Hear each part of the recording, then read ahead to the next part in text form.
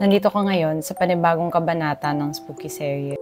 Kung meron kayong mga kwentong gustong i-share, pwede nyo i-post sa aking Facebook group. Ang link ay nasa TikTok bio ko or nasa description box, depende kung sa kayo nanonood.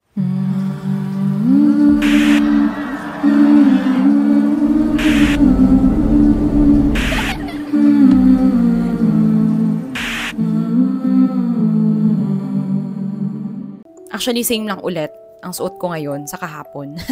Para isahan, alam nyo na, technique. Ano ba sasabihin ko sa inyo? Gusto ko meron ako laging intro bago tayo magsimula. Kasi total YouTube naman to, dapat matagal. Wala akong masabi eh. Sige na nga, magsimula na nga tayo, babagalan ko na lang. Nag-start ako maka-experience ng encounters when I was a kid. Hindi ko lang expect na meron palang mas malala to the point na these entities somehow followed me. This encounter happened during pandemic, which is 2020. Company I used to work with decided to place us a skeletal force, which were obliged to work on site despite COVID. After a few months, I decided to rent a small apartment malapit sa office para mas madali at hindi ako mahirapan sa shuttle since sinusundo kami sa bahay 4 hours before our shift. The first week, I tend to feel na meron akong ibang kasama talaga sa bahay. As sometimes, namamatay bigla yung speaker kahit naman fully charged or bumubukas yung tubig sa CR kahit walang tao. Binabrush off ko lang yun, dinededma ko lang. Pero after a month, nag-start na akong maka-experience ng mas malala. Sang araw, meron akong nakita na nakatayo sa front door na paa ng lalaki na siguro 6 feet siya dahil sobrang laki niya.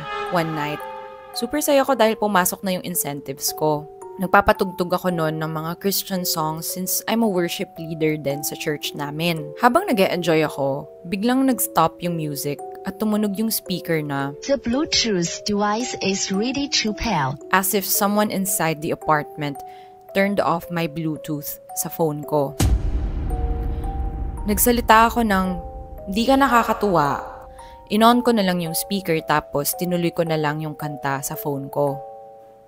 Pagkatapos kong gawin yon, yung salamin na nakasabit at nakapako sa pader, bigla na lang nalaglag as if someone's holding the mirror. Tapos binagsak niya with force kasi sa baba lang yung basag. Natakot ako at nagulat. Kaya sabi ko sa sarili ko, this entity is not just an entity, it's a strong one. I cleaned the mess and after that, wala naman na nangyari nung araw na yon. After ilang araw, nagmamadali akong pumasok since baka malate ako. Nang biglang umulan ng malakas, to the point na I have to change kasi super basa ako, pati yung sapatos ko. So I went back to the apartment para magpalit. After that, in-ensure ko na lahat ng mga bintana ay nakalock, lalo na yung pintuan at yung gate. Nung makalabas na ako, pagtingin ko, bukas yung bintana, kaya dali-dali akong bumalik at isinara yon nang biglang may malakas na force na humila sa akin papunta sa pinto at nagkapasa ako. Nagdasal ako ng malakas at nawala na yung bigat. Katapos ng araw na yon, nag-decide na akong umalis doon sa apartment na yon para maghanap ng iba. Kasi akala ko andun talaga yung multo na yon, matagal na before pa ako mag-rent doon. Nakahanap naman ako agad pero mas creepy yung nalipatan ko kasi mostly ang nakarent doon is agents. So expected tahimik ang surroundings. Isang gabi, naglalaro kami ng online game sa apartment ng colleague ko which is same building ko kung saan ako nagre-rent.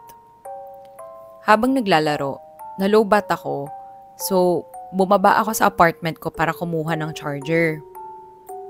As usual, lumabas ako.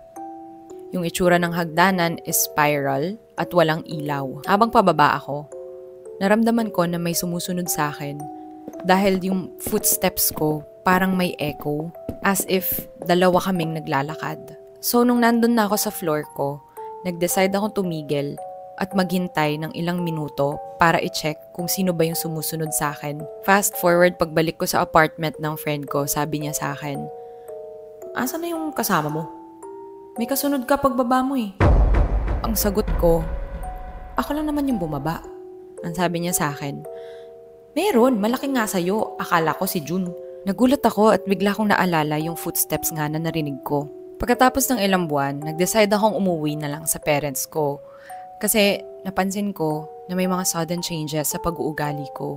Tapos, bihira na lang din ako magsimba dahil sa kakatrabaho. First night ko sa bahay, siguro mga 3:15 na yon or 3:20 a.m.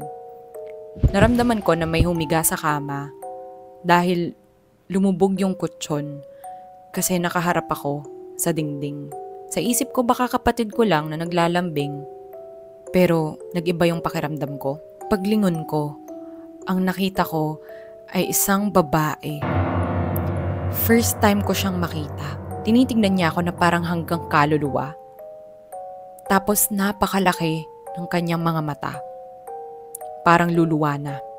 Nakangiti lang siya sa akin na parang in a way, masaya siya sa mga nangyayari.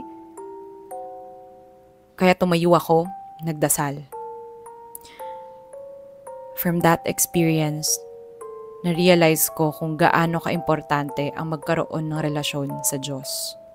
Hanggang ngayon, nakaka-experience ako, nakaka-encounter ng mga entities, pero with Him beside me, lalaban ako. At doon na po nagtatapos ang ating kwento. Napakabitin naman, madam. After nun, nawala na ba yung multo? Bakit hindi mo naman tinuloy? Bakit naman ganon? Binitin mo naman kami. Ano yun, natulog ka na lang ba ulit? Gusto kong malaman kung paano nawala. Sa susunod na, kung magkukwento kayo sa akin, gusto ko may start, middle, at ending. Pero grabe nakakatakot, especially yung may naka-echo na footsteps. That creeped the fuck out of me. At hindi ako matatakotin na tao. Siguro kung ako yung nakaramdam or nakaranas ng ganon, babalik na lang ako dun sa apartment ng kaibigan ko. Magpapasama ako dun pa ako matutulog. Ako ay aalis na. Goodbye.